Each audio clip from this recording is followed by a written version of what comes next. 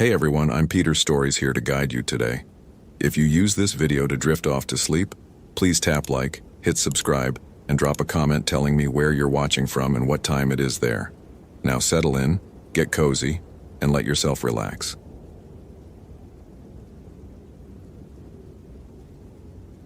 The thermal imaging made no sense. 3 heat signatures moving in perfect geometric formation, each one registering 12 degrees below zero.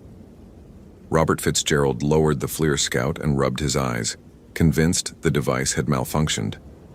October in Ile Royale meant temperatures hovering around 45 degrees, sometimes dipping to freezing at night, but nothing that would produce sub-zero readings, certainly not from living creatures. He checked the calibration settings, ran the diagnostic sequence twice, then raised the scope again. The signatures were gone. He stood at the edge of the Greenstone Ridge Trail, mile marker 14, elevation 1,394 feet, according to his Garmin eTrex. The morning sun filtered through white pine and paper birch, casting long shadows across the trail. His breath formed small clouds in the October air. Everything appeared normal, routine, the kind of crisp autumn morning that had drawn him to the National Park Service 12 years ago. Except for the thermal readings. Except for the call that had brought him here. Ashley Nguyen had been missing for 72 hours.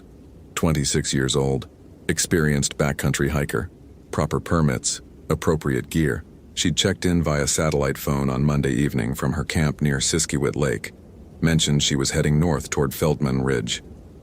Tuesday morning, her emergency beacon activated for exactly 47 seconds before going silent. No distress message, no follow-up signal.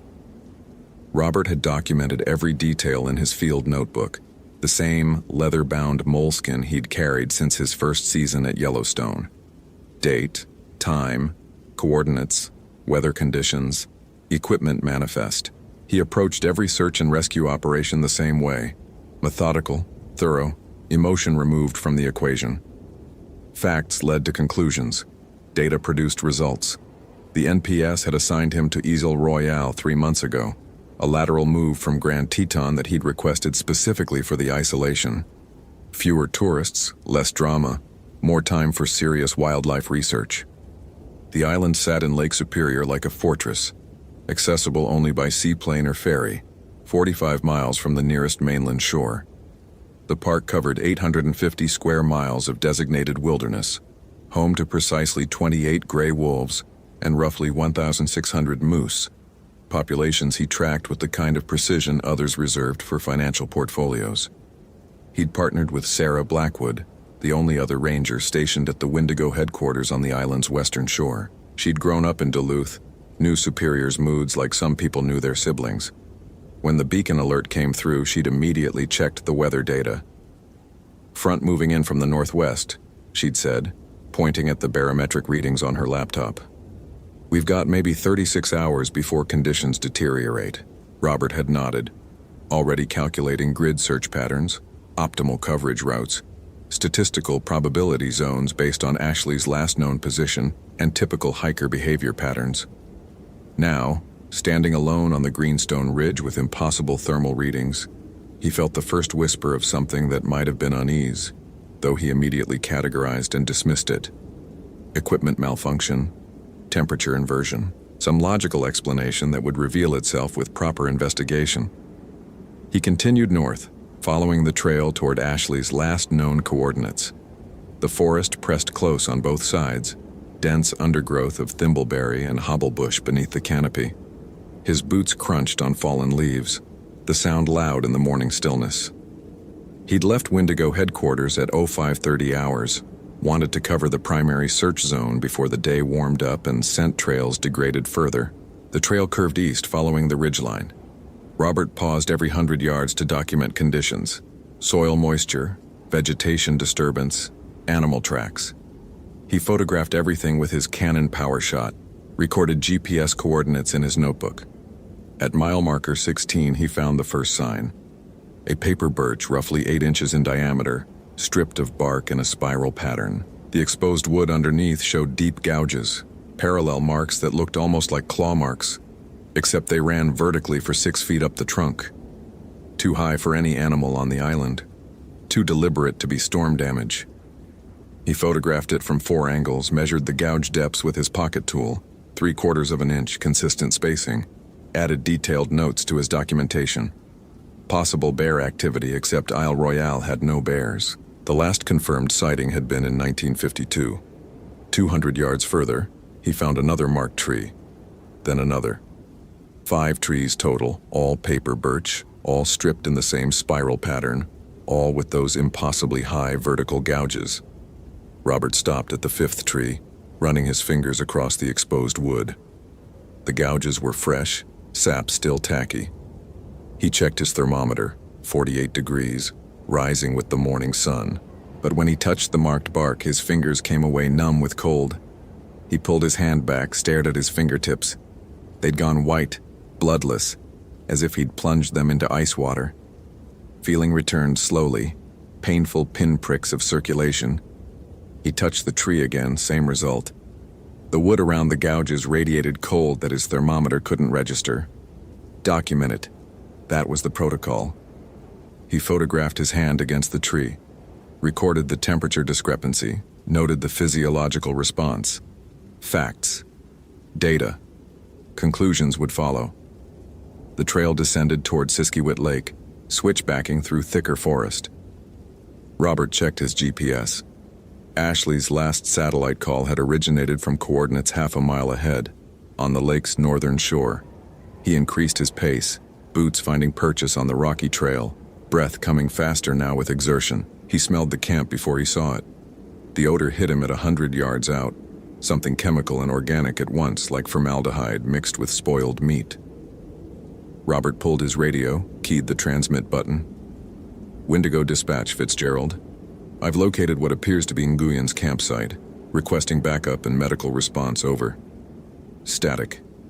He adjusted the frequency, tried again. Nothing but white noise. The radio had worked fine an hour ago. He checked the battery indicator. Full charge. Cycled through all 6 emergency frequencies. Dead air on every channel. Robert clipped the radio back to his belt, pulled out his satellite phone. No signal. Impossible. The device was rated for global coverage, line of sight to multiple satellites. He moved into a clearing, raised the phone toward open sky. The screen displayed, searching, indefinitely. He documented the equipment failure in his notebook, added the time and location. Then he approached the camp. Ashley Nguyen had set up her tent in a small clearing 50 feet from the lake shore, a smart location with access to water and a natural windbreak from the surrounding spruce. The tent itself, a MSR Hubba Hubba 2-person backpacking model, stood intact, fly secured, stakes properly set. But everything else was wrong. Her gear had been arranged in a perfect circle around the tent, not scattered by animals or wind, but placed with deliberate precision. Backpack at north, sleeping bag at east, cooking equipment at south, water filtration system at west. Each item exactly equidistant from the tent's center, measured spacing that would have required tools to achieve. Robert pulled latex gloves from his pack, approached the circle slowly. He photographed the layout from multiple angles, sketched it in his notebook with measurements. The arrangement was too precise to be accidental, too methodical to be the work of an animal. He examined each item without disturbing the pattern. The backpack showed no signs of damage, no claw marks, no tears, zippers all closed. The sleeping bag lay perfectly flat, as if someone had taken time to smooth every wrinkle.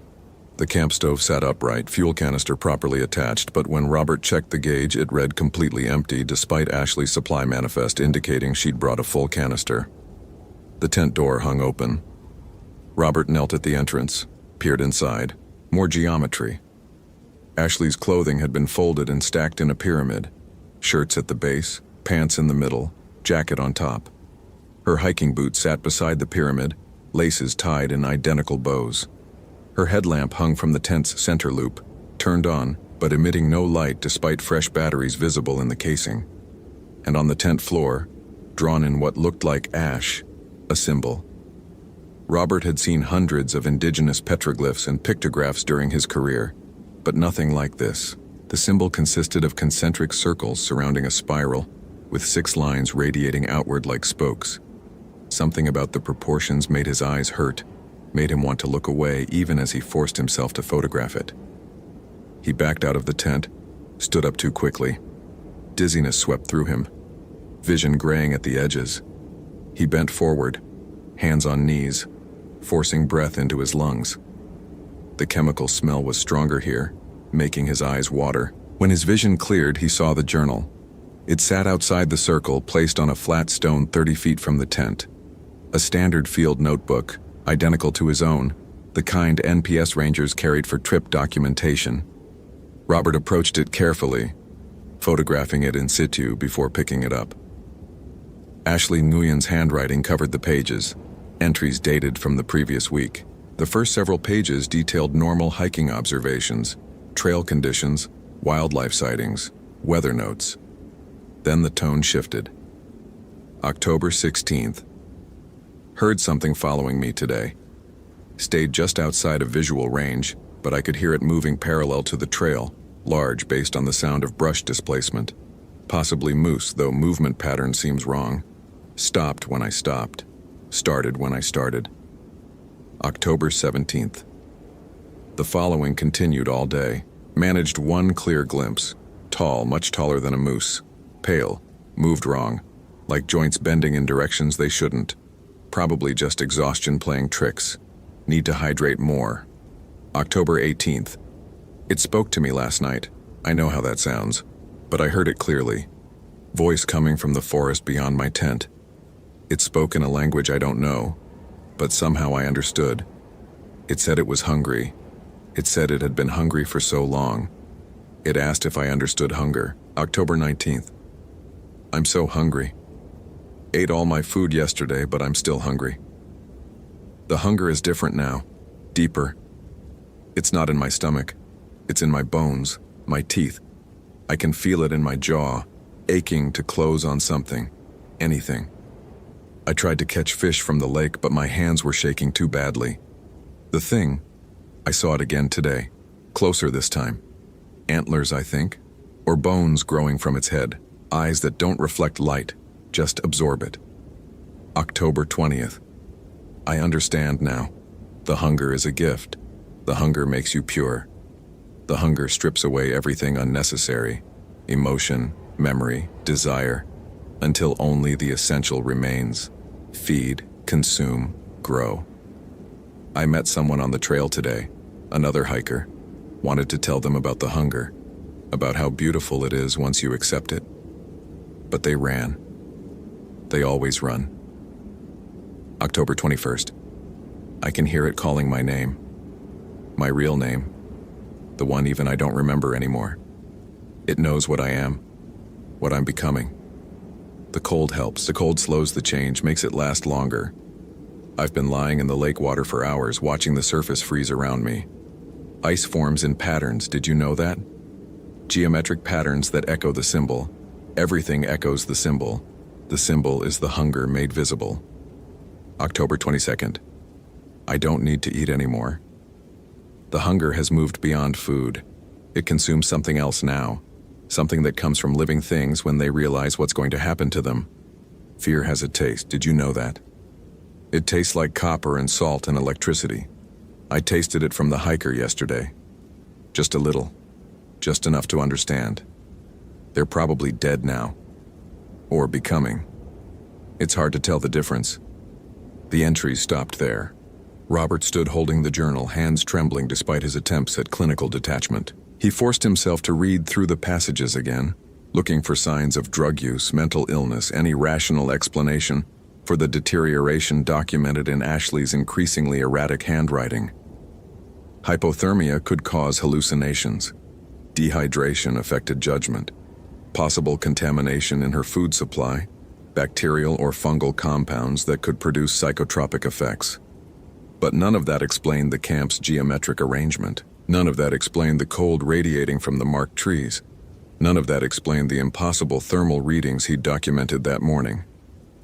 Robert pulled his compass from his pocket, the mechanical Silva model that never needed batteries. The needle spun wildly, unable to find north, circling the dial in smooth rotations that defied every principle of magnetism. He snapped the compass shut, shoved it back in his pocket. Document. Analyze. Conclude. The protocol remained the same regardless of circumstances. He bagged the journal as evidence, marked the location, sketched the camp layout with painstaking detail. He collected soil samples from inside and outside the circle, photographed the ash symbol from multiple angles, measured the exact dimensions of the gear placement. The morning had worn into afternoon, temperature climbing to 52 degrees according to his thermometer. But Robert felt cold creeping into his bones. His fingers had gone numb despite the mild weather. His breath came visible in clouds that shouldn't form in 50-degree air. He needed to return to Wendigo headquarters, report findings, coordinate an expanded search operation with proper support. Ashley Nguyen was clearly in crisis, possibly injured or incapacitated, certainly suffering from exposure and psychological breakdown. The journal suggested she'd encountered another hiker. If that entry had any basis in reality, there might be additional victims requiring rescue. Robert turned to leave the camp, then stopped. Footprints, bare footprints in the soft soil near the lake shore, heading north along the water's edge. He'd checked that area twice already, had photographed it as part of his site documentation. The footprints hadn't been there before. He approached them slowly. The prints were elongated, stretched, each one at least 16 inches long with toes splayed wider than human anatomy allowed. They pressed deep into the mud, suggesting significant weight, but the stride length was impossible, nearly 12 feet between prints. Robert knelt beside the nearest footprint, removed his measuring tape. 16.5 inches, 4 inches wide at the ball of the foot, 6 inches across the toes. He photographed it with his camera, placed his own boot beside it for scale comparison. The footprint was cold. Not just cool, but radiating the same impossible chill he'd felt from the marked trees. Ice crystals formed along the edges of the impression, spreading slowly across the mud despite the afternoon warmth. He stood up, looked north along the trail of prints. They led into thick forest, disappearing into shadows beneath the spruce canopy. Something moved in those shadows. Robert's rational mind tried to classify it. Angle of sunlight through branches, wind-moved foliage, simple optical illusion. But the movement had been too deliberate, too coordinated. Something tall, pale, standing absolutely still just beyond the edge of clear vision. "Ashley Nguyen," he called out, voice steady despite the cold spreading through his chest. "This is Ranger Robert Fitzgerald with the National Park Service. I'm here to help you. If you can hear me, please respond." Silence. The forest had gone completely quiet, Robert realized. No birds, no insects, no wind rustling through leaves. Just absolute stillness. Then, from the shadows, a voice. "Do you understand hunger, Robert?" The voice came from everywhere and nowhere, impossible to localize. It spoke in English, but beneath the words Robert heard something else. Syllables from a language that predated language, sounds that human throats weren't designed to produce. "Ashley, you need medical attention. You're experiencing hypothermia, possibly hallucinations. I have emergency supplies, heat packs, water with electrolytes. Please come out where I can see you." "She's not here anymore," the voice said. She understood. She accepted. Now there's just the hunger. The thing stepped into the light.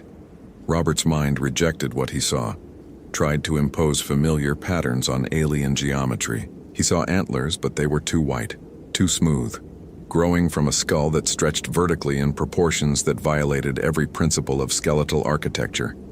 He saw limbs, but they bent wrong, extra joints creating angles that made his eyes water. He saw skin, but it was translucent, revealing organs that pulsed with movement that had nothing to do with breathing or circulation. And he saw Ashley Nguyen's face, stretched across that impossible skull like a mask worn too tight.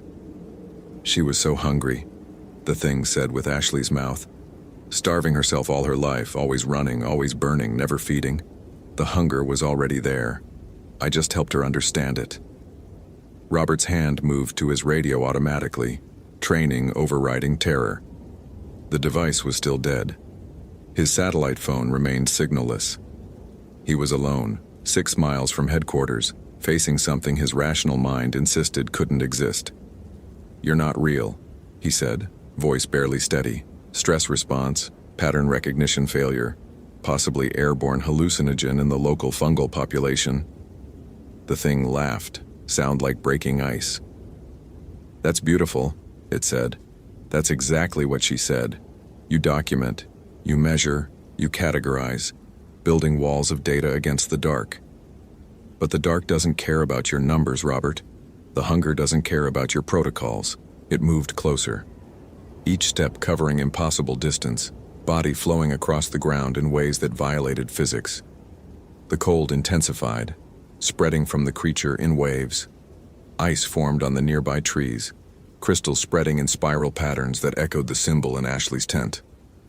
Robert backed toward the lakeshore, hand moving to his belt, finding the canister of bear spray, useless against something that wasn't a bear, but his training gave him the movement, the familiar weight of the device in his palm. "Do you want to know the truth about hunger, Robert?" The thing wearing Ashley's face tilted its head, antlers catching sunlight, scattering it in directions light didn't normally travel. "Hunger is the only honest thing. Everything else, love, duty, curiosity, all those things you think make you human, they're just elaborate decorations around the basic truth. You hunger, therefore you are." "You're describing addiction," Robert said, medical training providing words when his mind failed. "Psychological compulsion, reinforcement of destructive behavioral patterns." "I'm describing existence," the creature interrupted. "The wolf hungers, so it hunts. The tree hungers, so it grows. The stone hungers, so it waits." Ashley understood. Deep down, past all her walls, she knew. She'd been running from the hunger her whole life, and when she finally stopped, when she finally accepted, it spread its arms, bones crackling with the movement.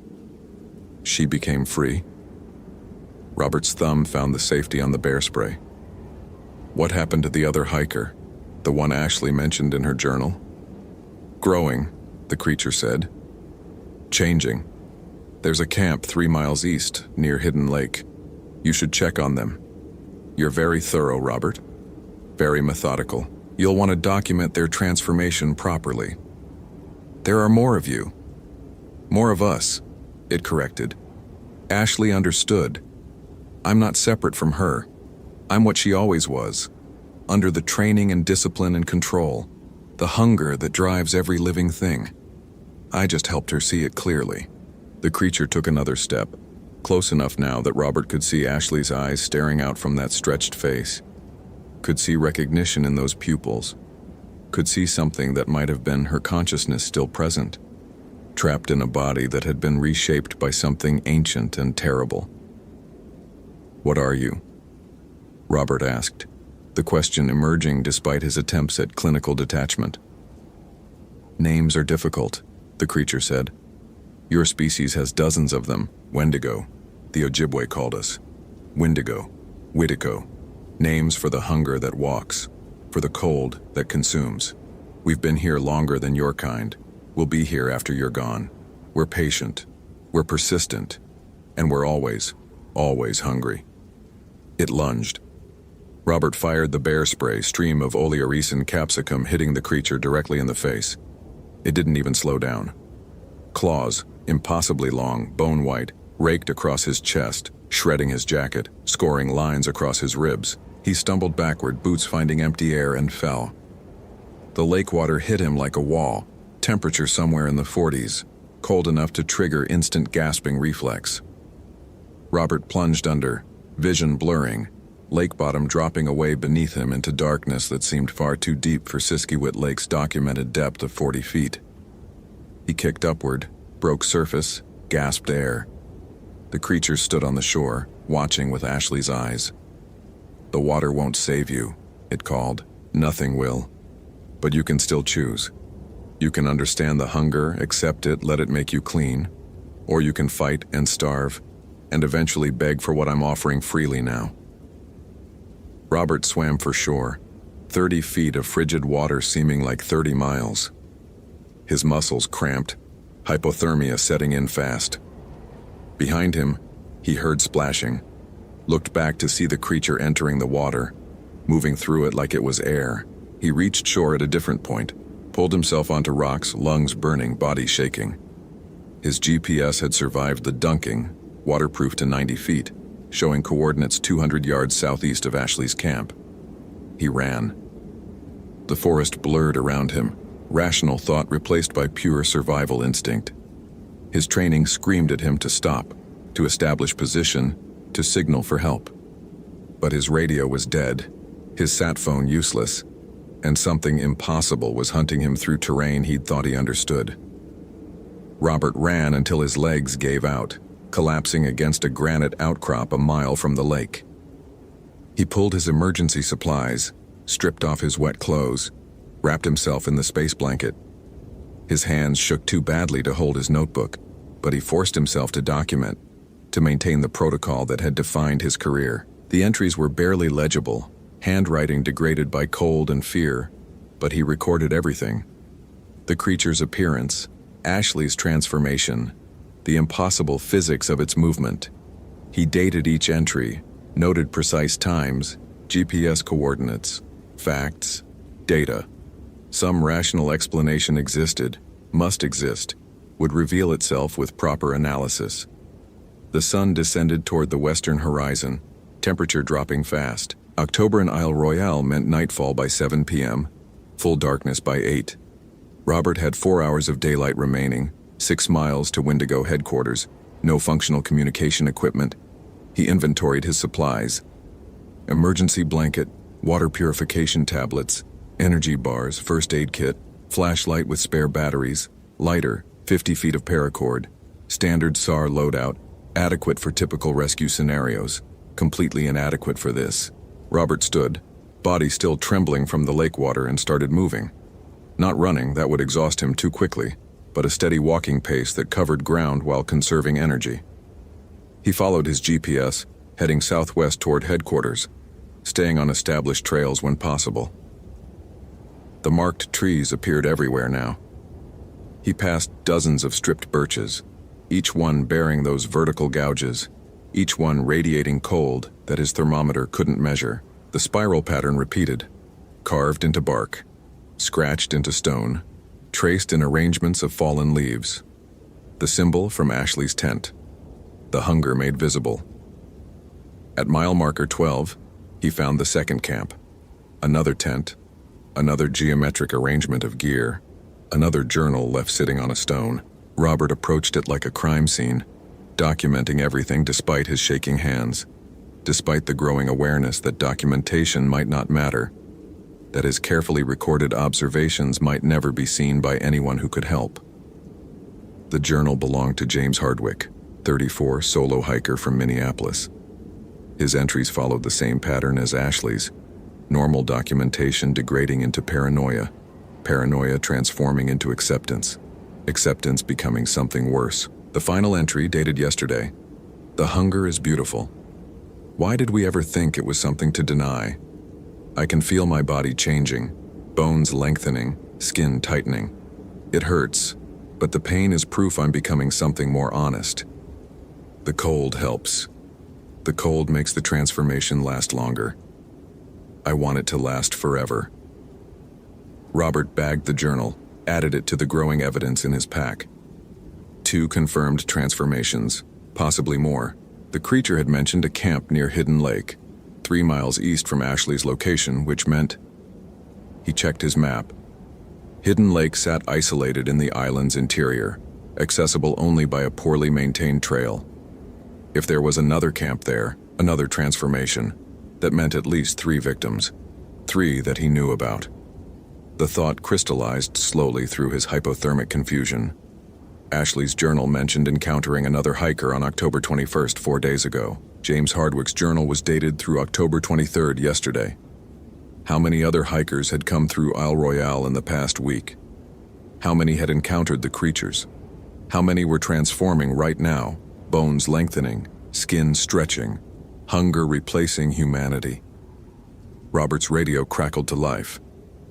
"It's Gerald, do you copy? Fitzgerald, please respond. We have thermal anomalies showing multiple..." Sarah Blackwood's voice cut off mid-sentence, replaced by static, then by something else. A sound like breathing, but with too many frequencies, too much depth. And underneath that, almost inaudible, whispered words in a language that made Robert's teeth ache. He turned off the radio, removed the battery, threw both pieces into the underbrush. Whatever the things were, they could use electronics somehow, could reach through the devices that were supposed to connect him to safety. The sun touched the horizon. Shadows lengthened, temperature plummeted. Robert checked his thermometer, 38 degrees and dropping fast. Faster than meteorologically possible, weather patterns warping around the creature's presence. He walked faster, breath coming in visible clouds, extremities numbing despite his attempts to maintain circulation. 2 miles to Wendigo headquarters, 2 miles to heat, shelter, communication equipment that might still function. The things appeared on both sides of the trail. 4 of them, maybe 5, standing among the trees in that absolute stillness that living creatures couldn't maintain. Too tall, too pale, bones and antlers catching twilight, eyes absorbing light without reflecting it. Each one wore a face, not perfectly, not completely, but enough for Robert to recognize them. Ashley Nguyen, James Hardwick, a woman he didn't know, a teenage boy, a man his own age. They watched him pass, didn't move, didn't speak, just watched with expressions that had nothing human left in them. Robert kept walking, forcing his legs to move at a steady pace, refusing to run, knowing that running would trigger pursuit. Predator response? He'd studied it, documented it in wolves and bears and cougars. Show fear, show weakness, and they strike. The creatures let him pass. Half a mile to headquarters.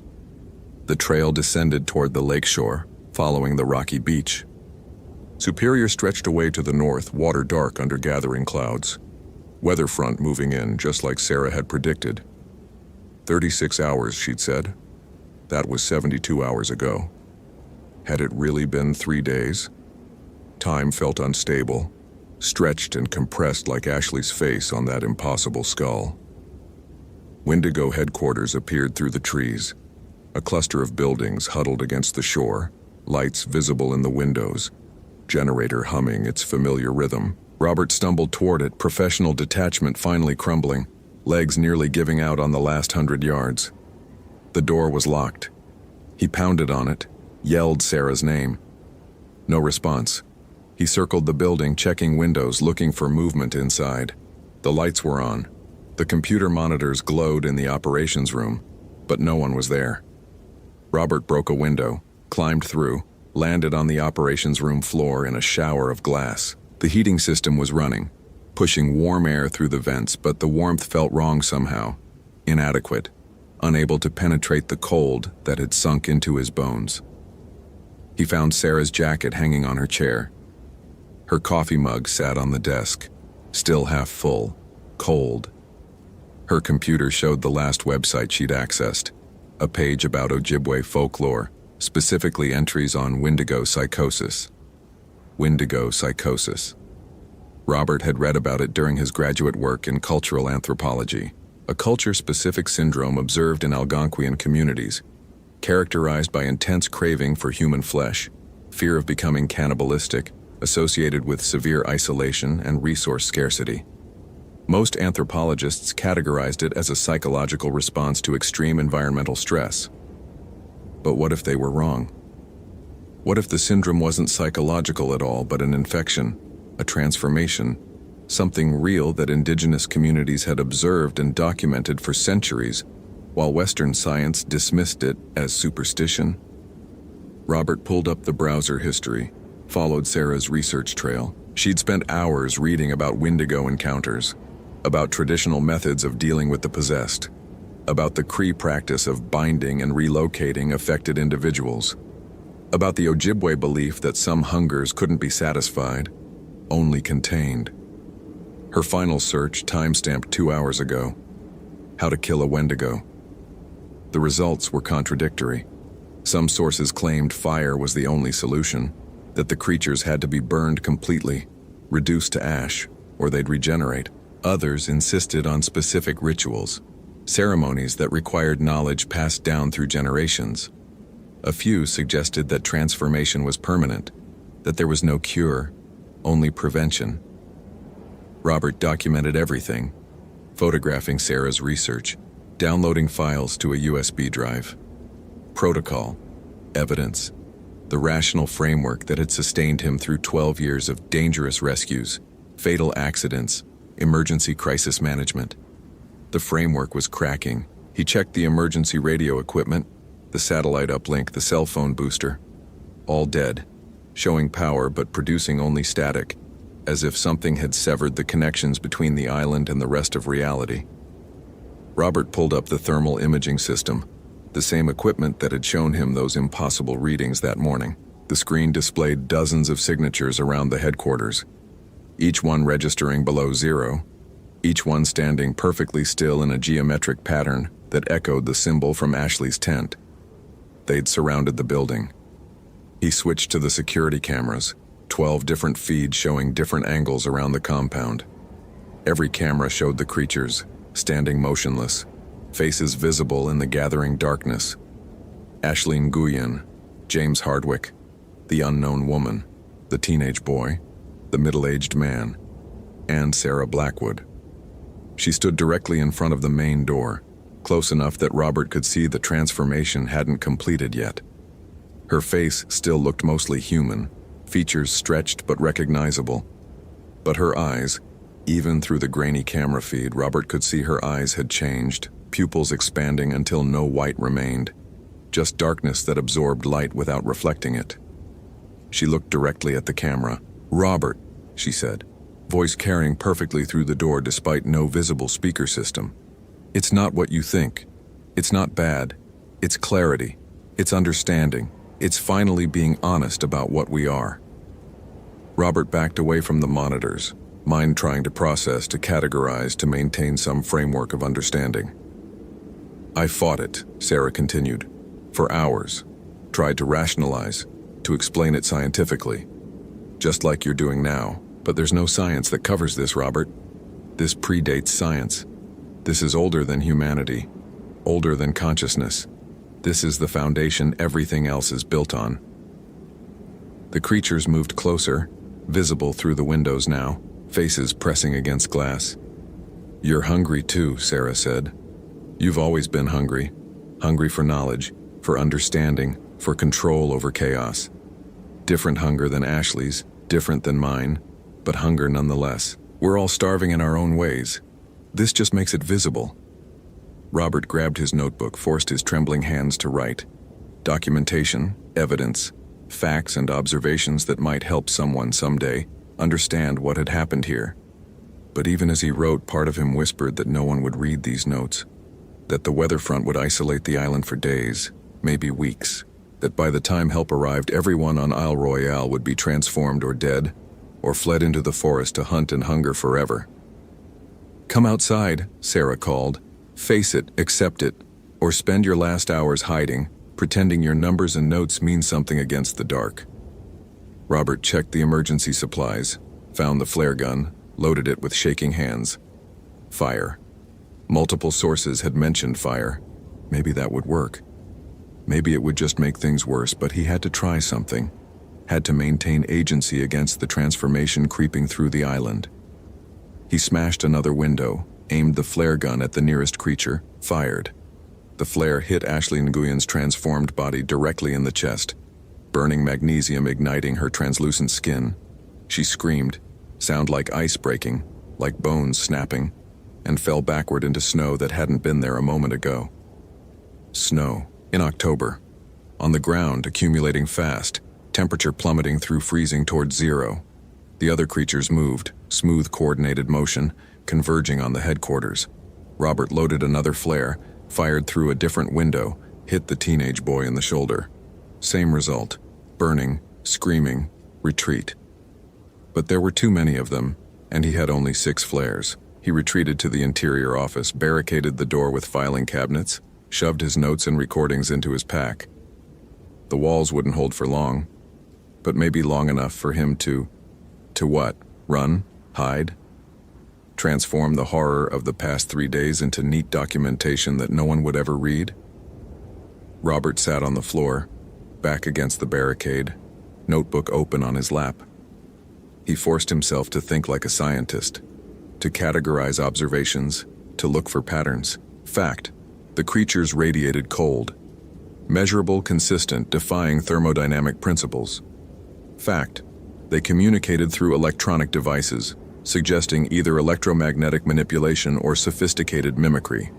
Fact: fire caused them pain, possibly permanent damage.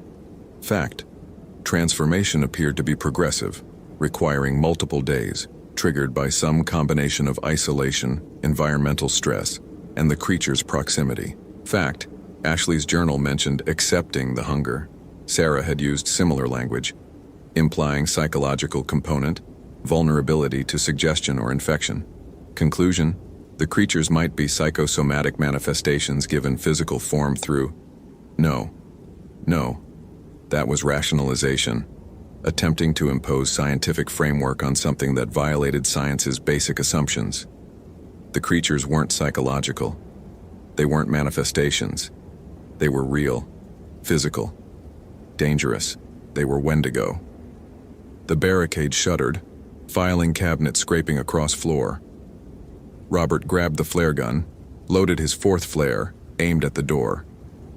The door exploded inward, wood splintering, metal hinges shrieking. Sarah Blackwood stepped through. Transformation nearly complete now. Body elongated, joints bending wrong, antlers beginning to emerge from her skull like bones breaking through skin. "Please don't make this harder," she said, voice layered with harmonics that human vocal cords couldn't produce. "The pain of fighting is worse than the pain of accepting." Robert fired. The flare caught her in the face, magnesium burning at 3,000 degrees. Sarah's scream shattered the windows, sound physically painful, making Robert's ears ring. She fell backward, clawing at her burning face, and the other creatures rushed in to drag her away. 2 flares left. Robert ran, abandoning the barricade, heading for the back exit. He burst through into the October night, except it wasn't October anymore, not according to the evidence of his senses. Snow fell thick and fast, already 6 inches accumulated, temperature somewhere far below zero. His breath crystallized instantly, ice forming on his eyelashes. The forest waited, dark and infinite. Behind him, the headquarters burned where the flare had ignited fuel storage. Ahead, creatures moved through the trees, pale forms in falling snow, surrounding him in geometric patterns that his mind insisted meant something, some underlying mathematics to their arrangement. Robert chose a direction, south, toward the ferry dock, toward some theoretical possibility of escape, and ran. The creatures followed, not chasing exactly, more like herding, keeping him moving in a specific direction, cutting off routes that would take him toward the shore. Robert altered course, heading east, and they shifted position smoothly, blocking that path too. West brought the same result. They were driving him north, deeper into the island's interior, away from any possible rescue. Robert stopped running, gasping in the frigid air, lungs burning. His thermometer had shattered at some point, but the cold was far beyond any instrument's measurement. Superior cold, they called it. The kind that killed in minutes, that turned flesh black, that stopped hearts.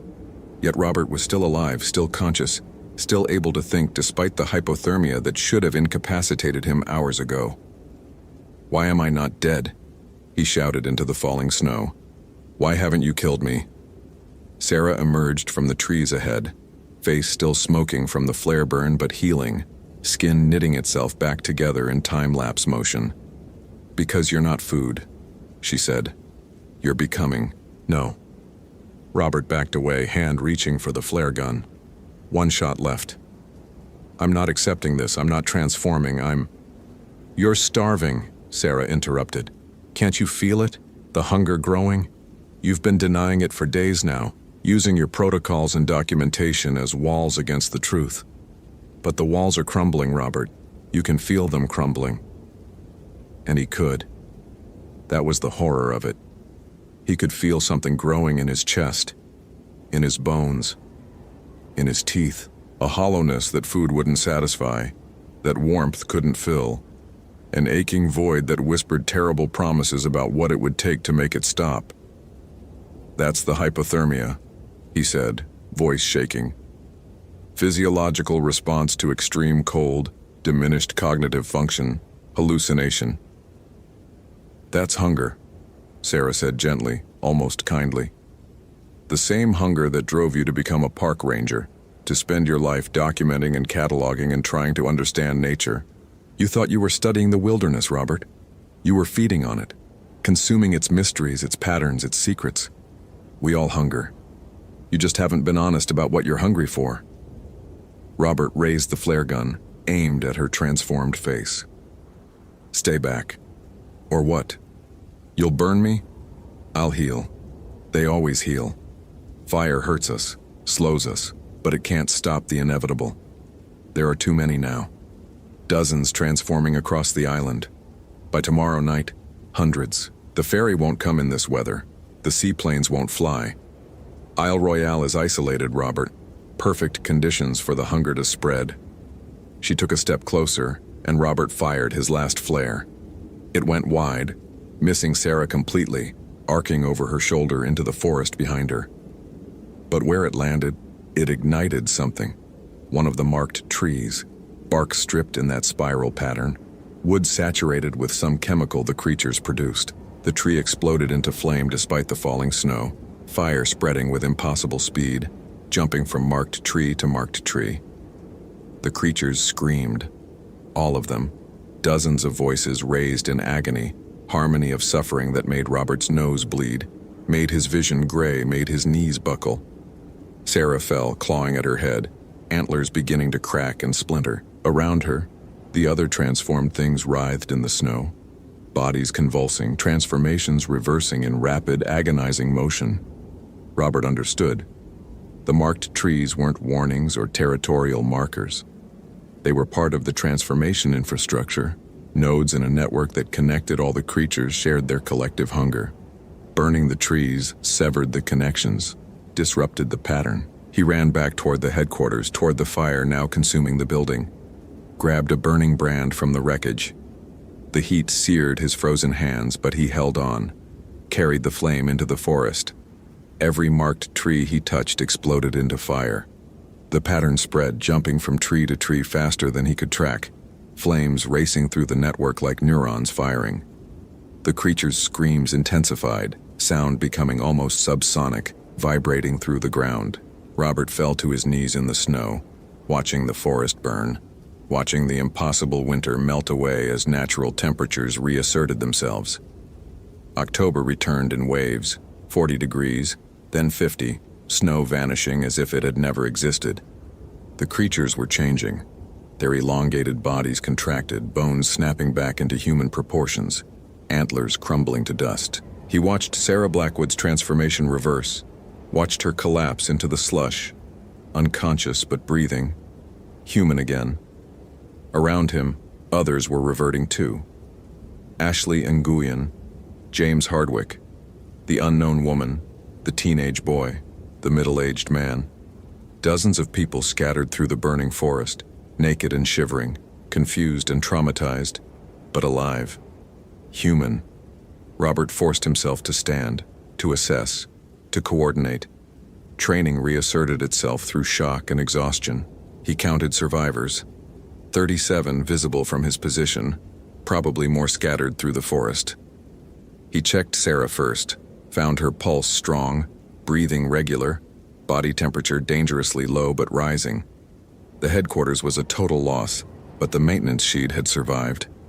He dragged Sarah there first, wrapped her in emergency blankets, then went back for the others. One by one, he gathered the survivors, documented their conditions, prioritized treatment based on exposure severity. Ashley Nguyen was the worst. Her transformation had been the longest, the most complete. She remained unconscious for 6 hours, body temperature fluctuating wildly, vitals unstable. Robert stayed with her, monitoring constantly, administering what limited medical care he could manage. She woke at dawn, confused and terrified with no memory of the past week. Her last clear recollection was setting up camp at Siskiwit Lake, then nothing until waking in the maintenance shed. The same pattern repeated with the others. Memory loss covering the entire transformation period, confusion about how they'd arrived at their current locations, terror when they learned how much time had passed. The weather front broke 2 days later, allowing Robert to finally establish satellite communication. The Coast Guard arrived within hours, followed by medical helicopters, FBI agents, CDC investigators in biosafety suits. Robert gave his statement 17 times to 17 different agencies, showed them his documentation, his photographs, his thermal readings. Handed over Ashley's journal, James Hardwick's journal, Sarah's research notes, walked them through the burned sections of forest where marked trees had stood. None of it made sense, the investigators agreed. Mass psychogenic illness, they suggested. Contaminated water supply causing hallucinations and dissociative episodes. Some kind of chemical exposure, possibly from invasive algae species in Superior. They photographed everything, collected samples, interviewed survivors. Then they classified the incident, sealed the records, and issued a cover story about a severe weather event causing multiple cases of exposure and hypothermia. Isle Royale National Park closed for the remainder of the season. Indefinite closure, they said, pending environmental assessment. Robert was placed on administrative leave, required to undergo psychological evaluation. 3 months of sessions with a therapist who carefully avoided discussing the specifics of his traumatic experience, who focused instead on helping him process the stress of a challenging rescue operation. He passed the evaluation, returned to duty, was quietly transferred to Gateway National Recreation Area in New York, about as far from wilderness as the National Park Service could send him while keeping him employed.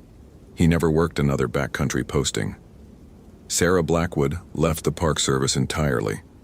Last Robert heard, she was teaching environmental science at a high school in Wisconsin, working with kids, staying as far from isolated forests as geography allowed. Ashley Nguyen spent 4 months in psychiatric care, was finally released with a diagnosis of dissociative fugue state triggered by extreme stress. She moved back to her family in California, stopped hiking, stopped going anywhere she couldn't see the city lights. The others scattered too. Survivors linked by trauma they couldn't remember and experiences the world insisted had never happened. Robert kept his notebooks. The official investigation had taken copies, but he'd maintained the originals. Every page of documentation from those 3 days in October 2011. He stored them in a fireproof safe in his apartment, took them out occasionally, read through his own observations, his carefully recorded facts and data. The thermal readings that showed temperatures below zero from living creatures. The photographs of marked trees radiating cold. The journal entries documenting transformation.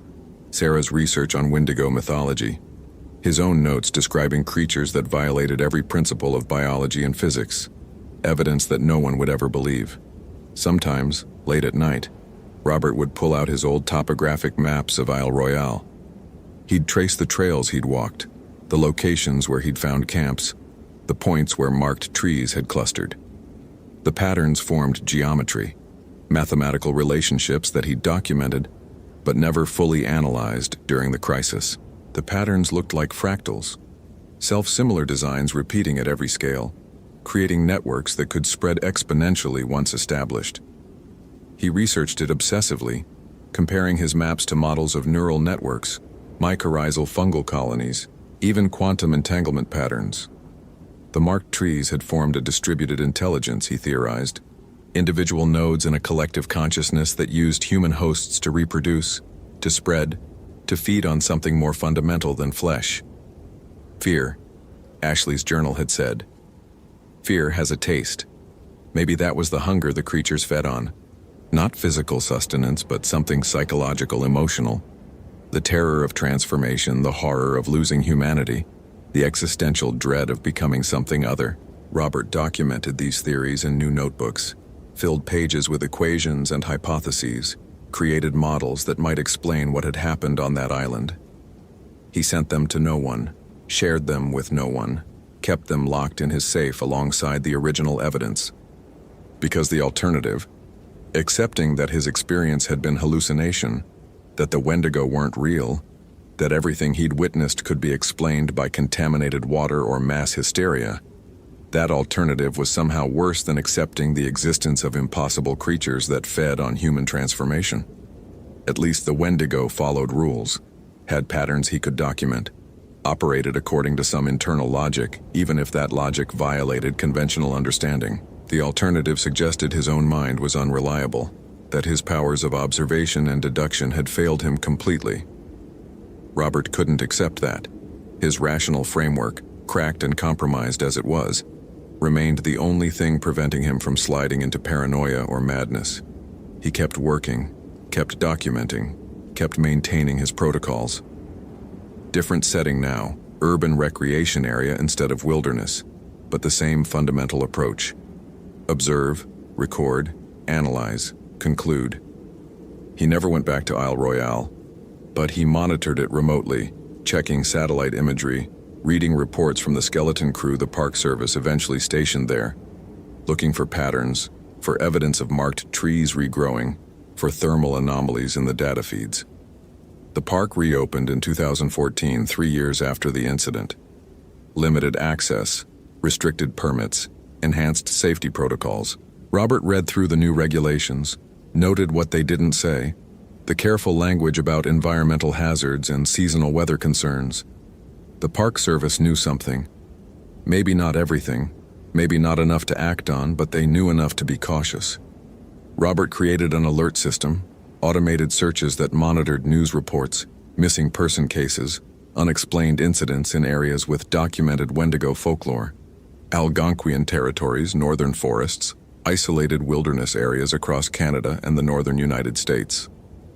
The alerts triggered occasionally: a cluster of missing hikers in Quetico Provincial Park, unusual animal attacks in Pukasqua National Park, reports of winter that arrived too early in parts of the Superior National Forest. Robert documented each case, compared patterns, looked for correlations. He found them. Not definitive proof, but suggestions, hints that the hunger was still out there, still spreading, still transforming isolated victims in places remote enough that their disappearance wouldn't draw attention. He thought about going public, about publishing his findings, about warning people. But who would believe him? His own agency had classified the incident, sealed the records. The survivors had been interviewed, evaluated, and ultimately dismissed as victims of group delusion. His evidence, however meticulously documented, proved nothing except that Robert Fitzgerald had experienced something traumatic in October 2011.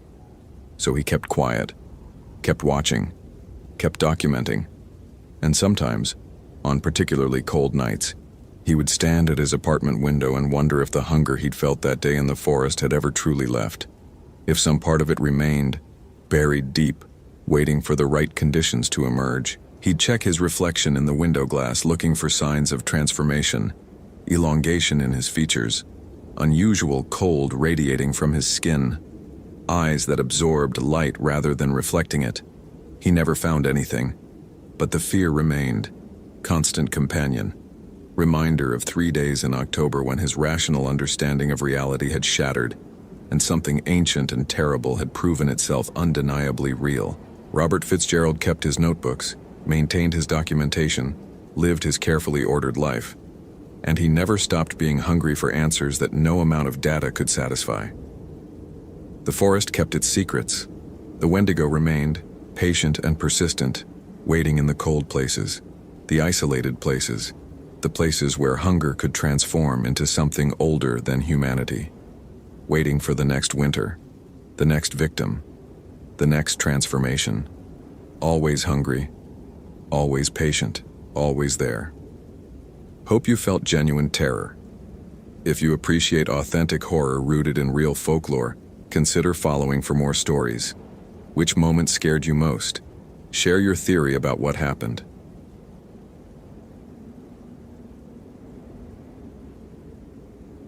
The smell reached James Whitmore before anything else. Decay mixed with something chemical, artificial, wrong for these woods. Not the rich decomposition of fallen timber or the musk of animal kills, but something that made his throat close and his eyes water. He'd been a ranger at North Cascades National Park for 11 years, and in that time he'd smelled bear scat, rotting elk carcasses, even a hiker who'd been dead for 3 weeks in August heat. This was different. This was wrong in a way that bypassed his rational mind and went straight to something primitive, coiled at the base of his skull. James stood at the trailhead of the Cascade Pass Trail, elevation 3,600 feet, where the Douglas firs gave way to western hemlock, and the air should have carried nothing but pine resin and morning dew. The report had come in yesterday. Madison Garcia, 23, failed to return from a solo day hike. Her car, a blue Honda Civic with California plates, sat in the parking lot with her wallet still in the glove compartment. Standard stuff usually. Most missing hikers turned up within 48 hours, dehydrated and embarrassed, having taken a wrong turn and spent a night under the stars. But that smell. James pulled his Motorola radio from his belt, checked the battery, full charge, and clipped it back. His Garmin GPS showed his coordinates: 48, 4738 degree N, 121.0713 W. He'd start with the standard search pattern quarter-mile grid, working outward from the last known position. Madison's hiking permit said she'd planned to summit Sahale Peak and return by nightfall. That was 36 hours ago. He started up the trail, boots crunching on loose scree. The morning sun filtered through the canopy in weak shafts, but even that light seemed wrong. Too thin, too watery, like it was passing through something it shouldn't have to pass through. James had been seeing a therapist in Marble Mount for 2 years now, ever since the incident with the family from Portland. The Carsons. Mother, father, 2 kids. He'd found them 4 days after they'd gone missing, or what was left of them. The official report said exposure and animal predation. James's nightmares said something else, but he'd learned not to talk about what he saw in those nightmares. Dr. Reeves said he had PTSD. Said the hypervigilance, the intrusive thoughts, the way he couldn't sleep without checking every window twice. All normal reactions to trauma. She didn't say what to do when those reactions started feeling less like symptoms and more like warnings. At mile marker 1.3, James found the first sign. A backpack, olive green north face, partially buried under a pile of loose stones someone had carefully arranged. Not fallen, not dropped, arranged. The pack's contents had been removed and laid out in a circle around it. Water bottle, granola bars, a fleece jacket, a dog-eared paperback of Desert Solitaire. In the center of the circle, a single hiking boot. Women's size 7, still laced. James's hand moved to his radio before he stopped himself. What would he say? That someone had made a stone cairn around a backpack? That wasn't protocol. Protocol was to document, photograph, mark the GPS coordinates, and continue searching. He pulled out his digital camera, a Canon PowerShot, one of the new models with 5 megapixels, and took 6 photos from different angles. The smell was stronger here, thick enough to taste. He bagged the boot as evidence, marked the location on his GPS, and continued up the trail. His heart hammered against his ribs in a rhythm that felt too fast, too insistent. The rational part of his brain, the part that had been trained at the National Park Service Academy, that knew search and rescue procedures by heart, cataloged the evidence. Subject possibly injured, proceeding on foot with only 1 boot, likely disoriented. The other part of his brain, the part that woke him at 3 a.m. with images of the Carson family's scattered remains, whispered something else entirely.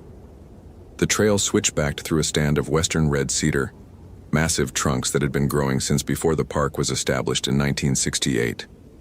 James had always loved this section, the way the trees blocked out the sky and created a cathedral silence. Today, that silence felt like pressure against his eardrums, like being underwater. No birds. He realized it suddenly. He'd been hiking for 30 minutes and hadn't heard a single bird call. No Steller's jays, no nuthatches, no ravens. Nothing. At mile marker 2, he found the second boot. This one was placed carefully on top of a fallen log, laces tied together, tongue pulled out. Next to it, scratched into the soft wood of the log, were symbols he didn't recognize. Not graffiti. The cuts were too deliberate, too precise. They looked almost like letters, but from no alphabet James knew. He photographed them, tried to sketch them in his notebook, but his hand was shaking too badly to get the details right. His radio crackled suddenly, making him jump. "Whitmore, this is base. What's your 20? James keyed the mic. Mile marker 2 on Cascade Pass Trail. Found evidence. Subject's boots and backpack. No sign of subject yet. Static then. Copy that. Weather's moving in. Storm front expected by 1400 hours. How's visibility? James looked up at the canopy. Through the gaps, the sky had gone the color of old bruises. Deteriorating. I'm going to push to mile marker 3 before I turn back. Negative, Whitmore. New information. Sheriff's Department just called. They found Madison Garcia's credit card used at a gas station in Concrete this morning, 7 a.m. James felt something cold slide down his spine. That's impossible. Her wallet's in her car. That's what they said, but the security footage shows a woman matching her description. Pumped $20 of regular, paid cash, and left. But her car, still in the lot. We're thinking maybe she had a spare card or someone's using stolen ID. Either way, this might not be a missing person anymore. Might be something else. Come back to base. We need to reassess. James looked up the trail. The smell was even stronger now, a physical presence that seemed to press against his face. Copy. Heading back. He signed off, but didn't move. Something was wrong with the timeline. Wrong with the story.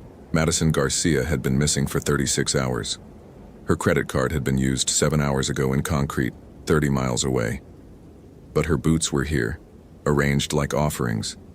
Her backpack was here, contents displayed in a circle. And that smell, that god-awful smell that made his lizard brain scream run, run, run, was getting stronger the higher he went on the trail. James Whitmore had spent 2 years learning to ignore his instincts, to trust the rational explanations Dr. Reeves gave him for the fear that never quite left. But standing on that trail with the smell of wrongness thick in his throat and symbols he couldn't read carved into dead wood, those instincts were screaming so loud he couldn't think. He started hiking, not down, up. The trail narrowed as it climbed, switchbacking through subalpine meadow where avalanche lilies should have been blooming but weren't. The vegetation itself looked wrong. Ferns curled brown at the edges, moss hanging from the trees in gray sheets like funeral shrouds. James's breathing came harder, partly from the elevation gain, partly from something else. That feeling of being watched he'd first noticed at the Carson site, the sensation of eyes in the darkness just beyond the flashlight beam. It was here, stronger than it had been in 2 years of therapy and medication and trying to convince himself that trauma played tricks on the mind. At mile marker 3, the trail opened onto a small clearing. James stopped so suddenly he nearly fell.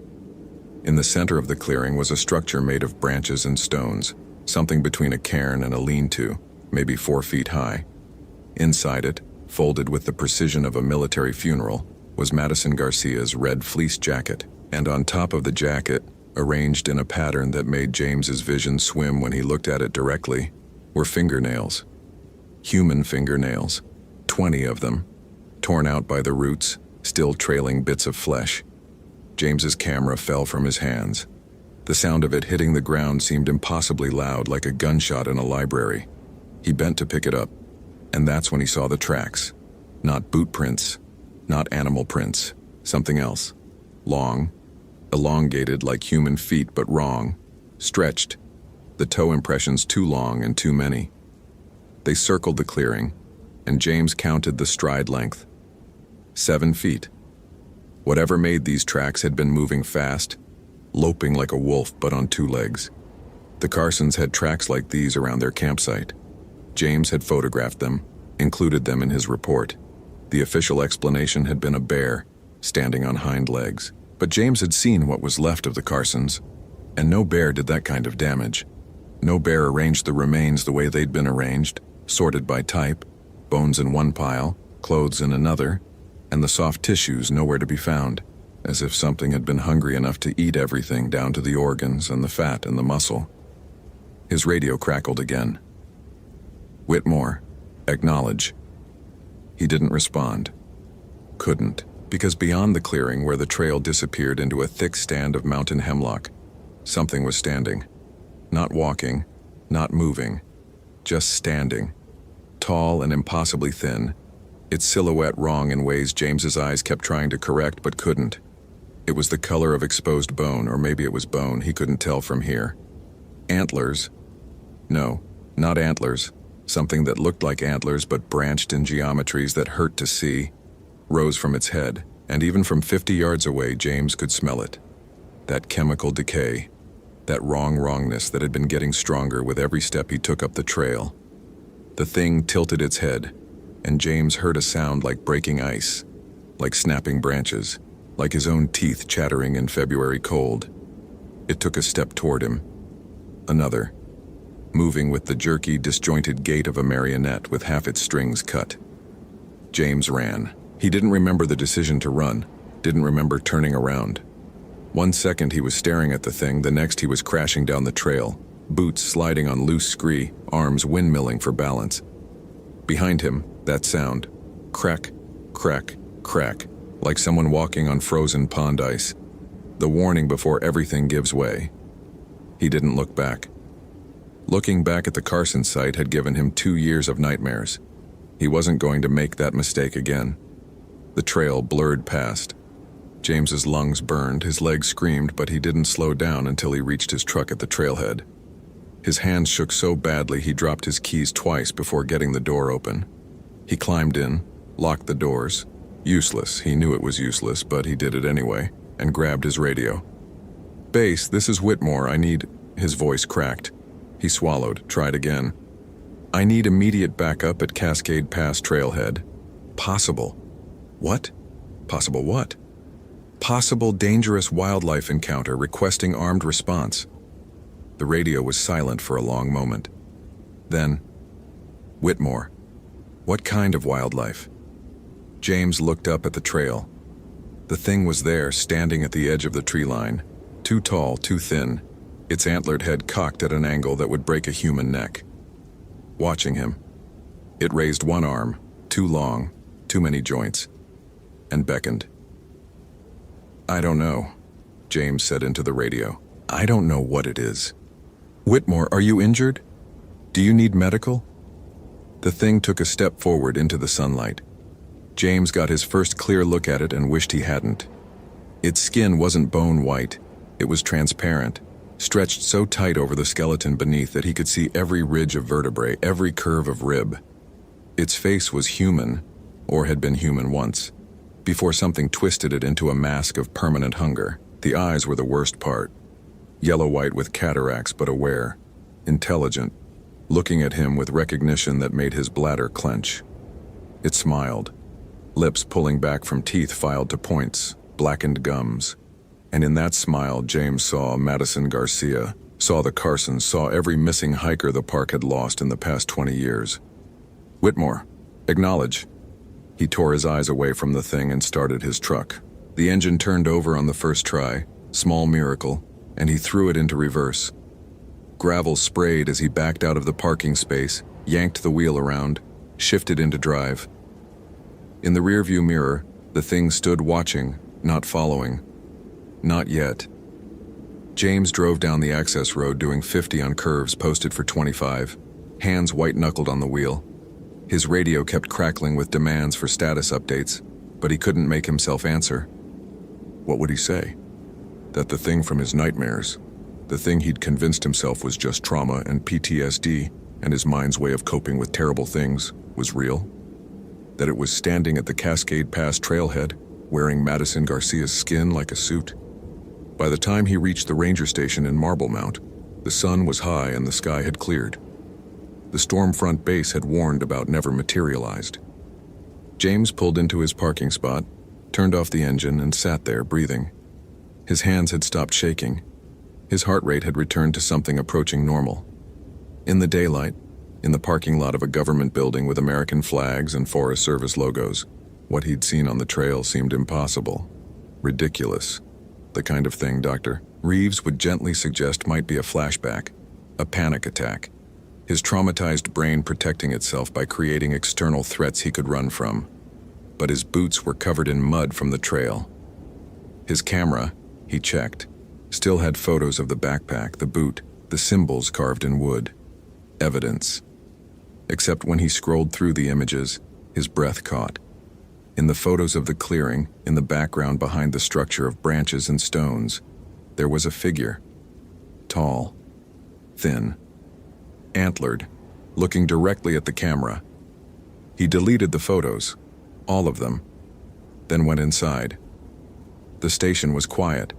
Just Linda Chen at the dispatch desk and Tom Reeves, no relation to his therapist, reviewing maps in the conference room. Linda looked up as James entered. "Jesus, Whitmore, you look like hell. What happened up there?" James opened his mouth, closed it. "Nothing. False alarm. Probably just saw elk through the trees, got spooked." Linda's eyebrows rose. "You called for armed backup because of an elk?" "Like I said, spooked. I'm going to write up my report." He didn't write up a report. Instead, he sat at his desk and opened the file on Madison Garcia. 23, from Sacramento, graduate student studying environmental science at Berkeley. Passionate hiker, experienced in wilderness survival, had submitted a detailed itinerary of her planned route. No history of mental illness, no financial problems, no reason to vanish. The credit card used that morning was the last activity on any of her accounts. James pulled up another file. The Carsons, Richard, 38, Jennifer, 35, Emma, 7, Caleb, 5. Reported missing June 2005, found 4 days later at an illegal campsite 3 miles off trail in the Stehekin Valley. Official cause of death, exposure and animal predation. But James remembered. He remembered the way the bones had been arranged in a spiral pattern, the way all the soft tissue was gone, the way the campfire had been burning with a heat that melted the stones in the fire ring. And he remembered the tracks, those impossible 7-foot stride tracks that circled the camp like something had been dancing. He opened a third file, this one pulled from the archives. 1997. Hikers named David and Susan Miller, both 24, found dead near Hidden Lake. 1992. A family of 4, the Johnsons, last seen on the Thunder Creek Trail. 1989. 3 college students from Oregon vanished from a permitted campsite at Copper Ridge. All of them found eventually, or what was left of them. All of them with the same inconsistencies in the reports: missing soft tissue, unexplained symbols at the scene, tracks that didn't match any known animal, and all of them in years when the winter had been particularly harsh, when the snowpack was heavy and the spring melt came late, and the park's deer and elk populations had been thin. James pulled out his personal laptop. He didn't want this search in the Forest Service system, and opened a browser. His fingers hesitated over the keyboard. He wasn't sure what he was looking for, wasn't sure he wanted to find it, but he typed anyway. Native American Legends, North Cascades, Cannibalism. The results made his stomach turn. Story after story from the Skagit and Nlaka'pamux tribes. Warnings about the Stick Indians, the Forest Walkers. The things that looked like men but weren't. That had once been men but weren't anymore. And one name kept appearing, transliterated different ways but always recognizable. Wendigo. Widigo. Windigo. The hunger spirit.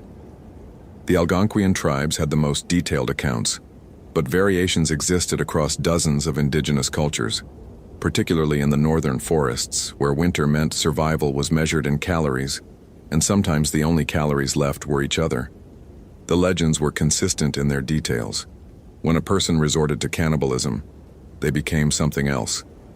The first taste of human flesh triggered a transformation, a spiritual corruption that twisted body and mind. The more they ate, the taller they grew, the thinner they stretched, until they were nothing but walking hunger wrapped in translucent skin. They could never be sated. Every meal made them hungrier, and they always returned to the places they'd first fed, drawn back by memory or instinct or the need to relive that first terrible transgression.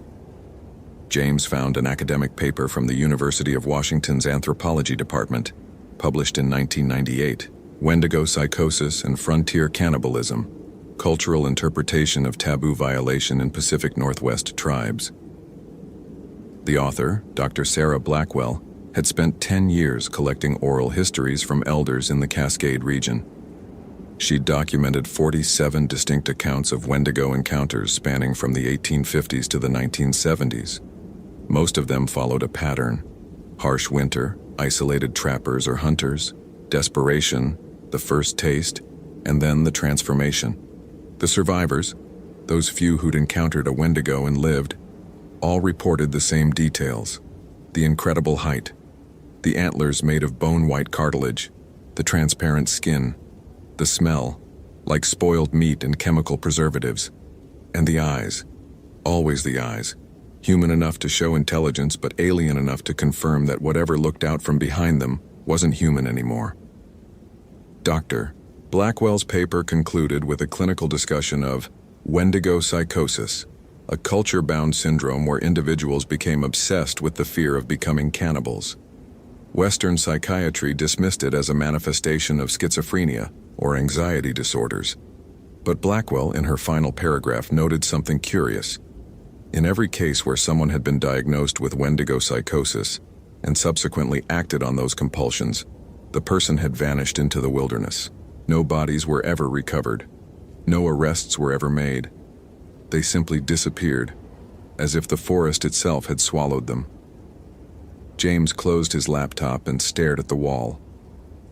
Outside, the sun was setting, painting the peaks of the North Cascades in shades of orange and gold.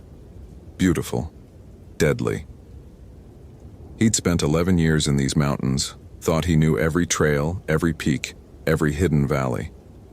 But he'd been wrong. There were older things in these forests than the Douglas firs, older than the glaciers, older than the mountains themselves.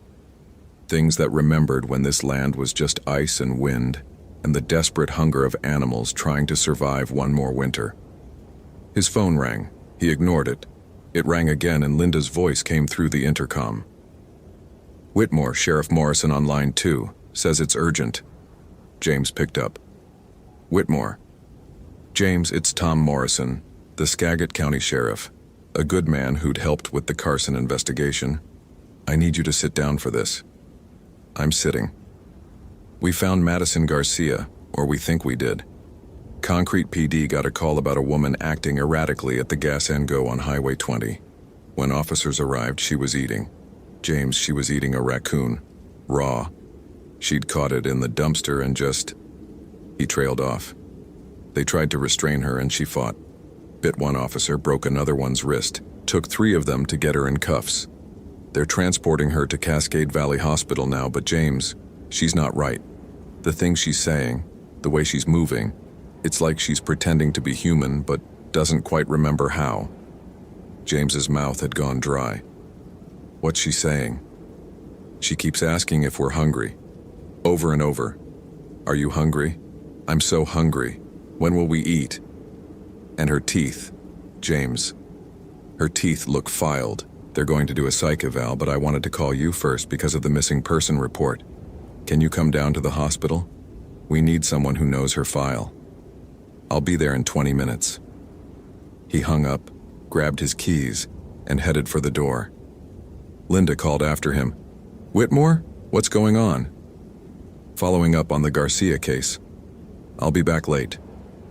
He drove to Concrete on autopilot, hands steady on the wheel, mind racing.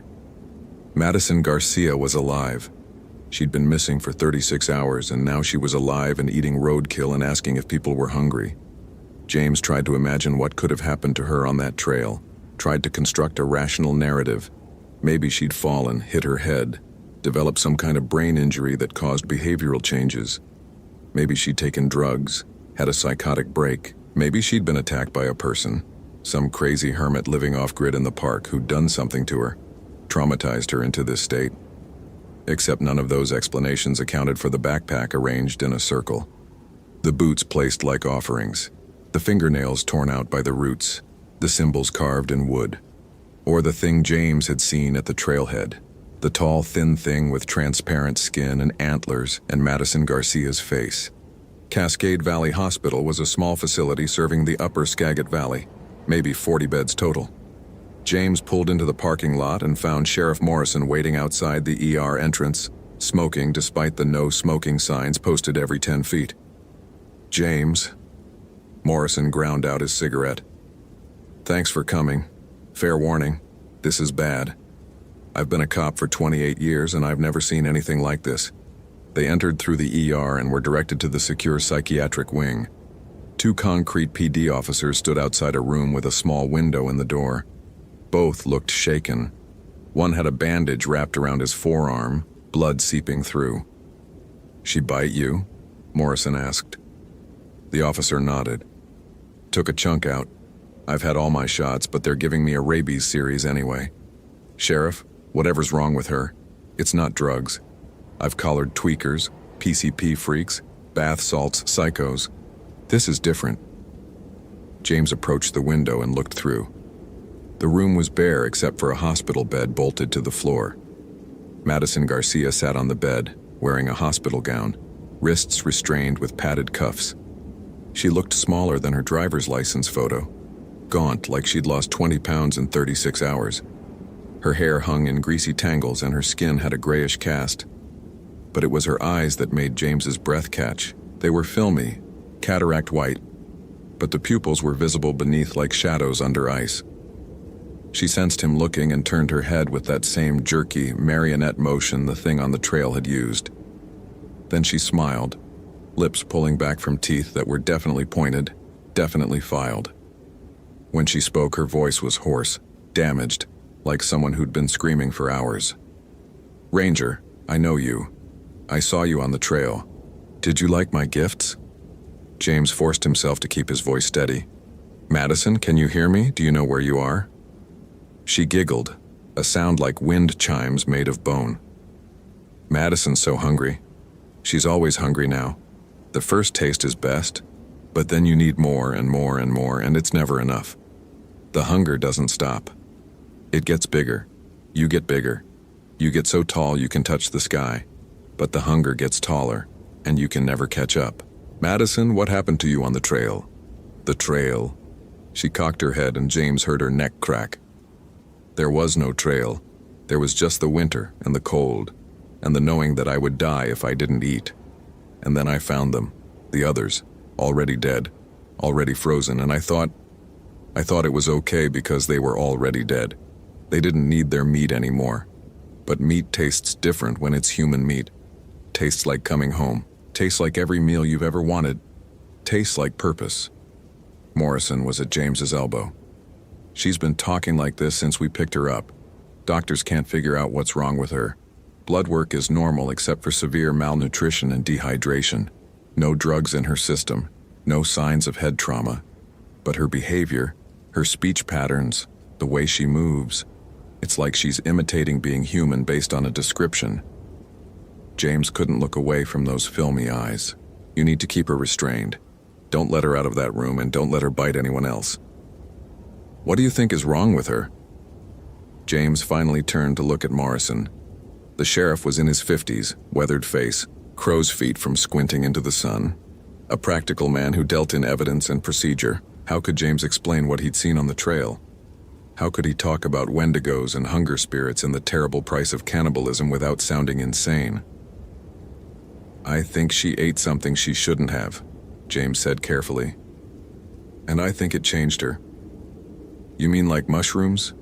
Toxic plants?" "Something like that." Behind them, Madison started laughing.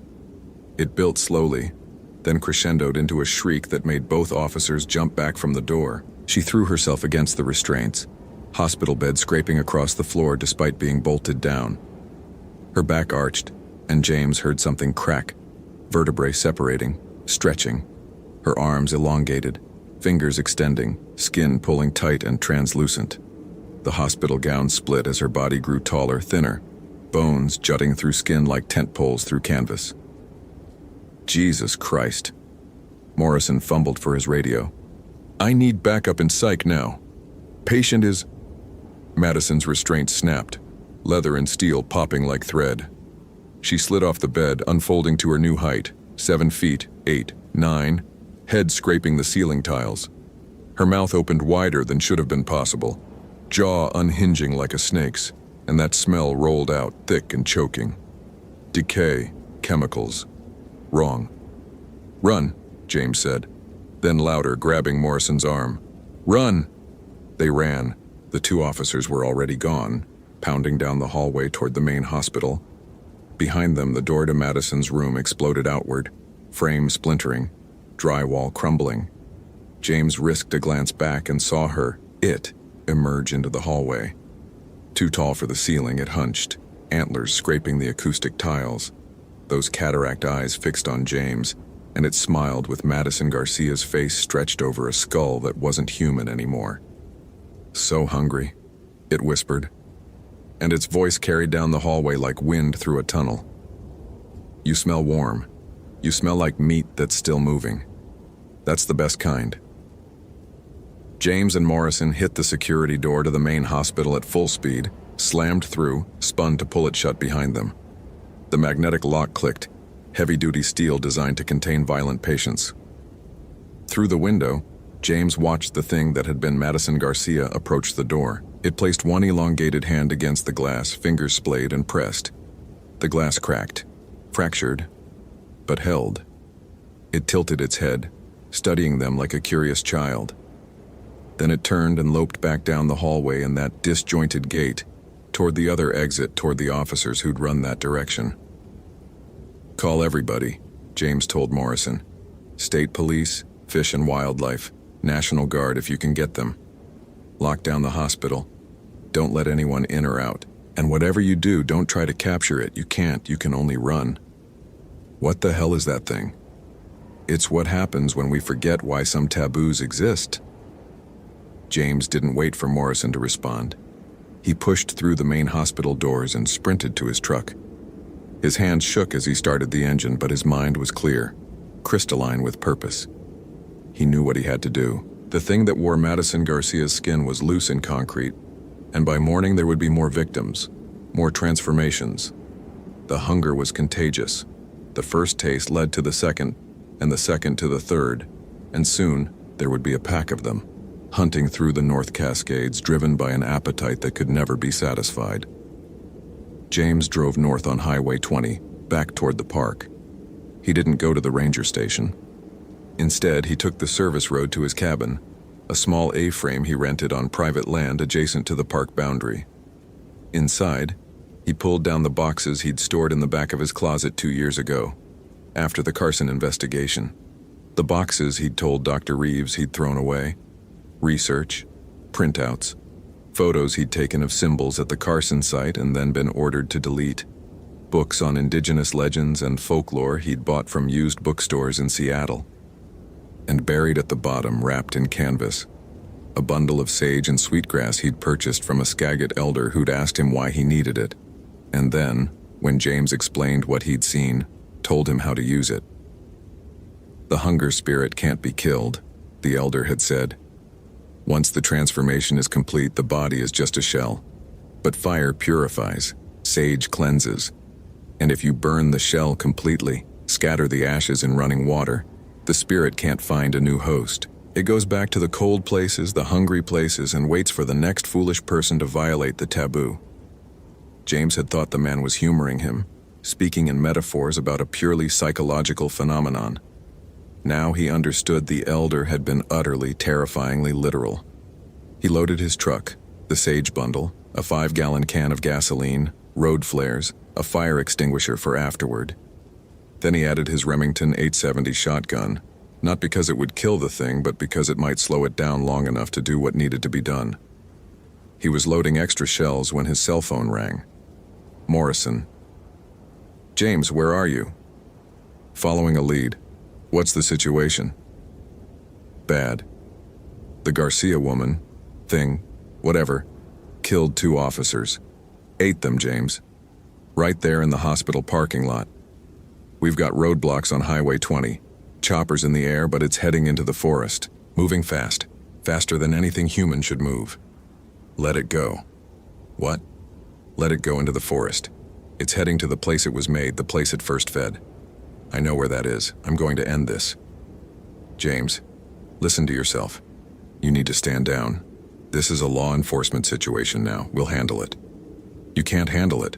Your bullets won't stop it. Your tasers won't slow it. It's not an animal, Tom. It's not even really alive anymore. It's hunger wearing a human shape, and the only way to stop it is to burn it completely and scatter the ashes. Now I'm going to do that, and you're going to keep your people away from the Cascade Pass trailhead for the next 12 hours. Can you do that? Silence on the line, then. The Carson family. You saw something up there, didn't you? Something you didn't put in the report. Yeah, I saw something. And I've been running from it for 2 years. I'm done running. James. He hung up. Then he turned off the phone, removed the battery, and threw it in the cabin sink. Whatever happened tonight, he couldn't have Morrison trying to talk him out of it or sending backup that would just become more victims. The drive to Cascade Pass took 45 minutes. The sun was down, the sky full of stars, the kind of clear mountain night that brought tourists from all over the world to see the Milky Way undimmed by city lights. James parked at the trailhead. Madison Garcia's Honda was still there, undisturbed, and loaded his pack. Shotgun slung over his shoulder, gasoline can in one hand, sage bundle in the other. He looked like a man preparing for war. He supposed he was. The smell hit him at the trailhead stronger than this morning, thick enough to choke on. The thing was here, or nearby, drawn back to this place by whatever instinct governed such creatures. James clicked on his flashlight, a heavy maglite that doubled as a club, and started up the trail. The forest at night was a different world. His flashlight beam picked out details in stark relief. The pale bark of aspens, the gleam of eyes in the underbrush that might have been a raccoon or might have been something else. The trail was empty of other hikers, thank God. But James could hear movement in the trees, the crack of branches, the scrape of something large passing through dense foliage. At mile marker 1.3, where he'd found the backpack that morning, James stopped. The carefully arranged circle of Madison's belongings was gone. In its place was something new, a spiral of bones, fresh ones, still gleaming with moisture. Human radius and ulna, he recognized from his EMT training, the 2 officers from the hospital. The thing had brought them here, to this place, and arranged their remains like an artist signing a canvas. James swallowed bile and kept moving. The smell grew stronger with each step, and under it he detected something else. Smoke. Wood smoke, but wrong. Chemical sharp like burning plastic. At mile marker 2, he found the source. The fallen log where he'd seen the symbols carved this morning was on fire, burning with a blue-white flame that gave off no heat. The symbols glowed in the wood, pulsing like a heartbeat, and James understood with sudden clarity that they weren't random scratches. They were a language, a message, an invitation. The temperature dropped 20 degrees in the span of 5 steps. James's breath fogged in front of him, and frost formed on the ferns at the trail's edge. Wrong. It was late September, still warm enough for shorts and t-shirts at this elevation. This cold was coming from somewhere else, somewhere that wasn't bound by seasons or weather patterns. He reached the clearing at mile marker 3 as midnight approached. He checked his watch compulsively, aware that there was significance to the timing even if he didn't understand what it was. The structure of branches and stones was still there, but it had been rebuilt, made larger, more elaborate. It stood 8 feet tall now, a grotesque parody of a shrine, and around its base were arranged more bones, dozens of them, hundreds, some old enough to be brown with age, others fresh enough to still have tissue clinging to them. The thing stepped out from behind the structure. In the moonlight, it was even more horrible than it had been in daylight. Madison Garcia's face was completely gone now, absorbed into the elongated skull, and what remained was a mask of stretched skin over jutting bones. The antlers had grown, branching up and out like a dead tree, and from them hung strips of cloth, pieces of clothing from its victims, James realized. Trophies. It regarded him with those filmy eyes, head cocked at that unnatural angle. When it spoke, its voice was layered, multiple tones at once. Madison's hoarse whisper underneath something deeper, older, that resonated in James's chest like a bass note. Ranger, you came back. I knew you would. The hungry always return to the place where they first learned to fear. James unslung the shotgun, pumped a shell into the chamber. "I'm not here to talk." "No?" It took a step closer, and James saw that its feet left those elongated prints in the soft earth, 7-foot strides. Then why come at all? Why not stay in your safe building with your safe people and pretend you didn't see? That's what you did before, after the family. You saw what I did to them, and you ran. You let me stay here hunting, feeding, and you ran. The words hit like physical blows. James's finger tightened on the trigger, but he didn't fire. Not yet. The Carsons. That was you? Not me. Another. We're drawn to the same places, we hungry ones.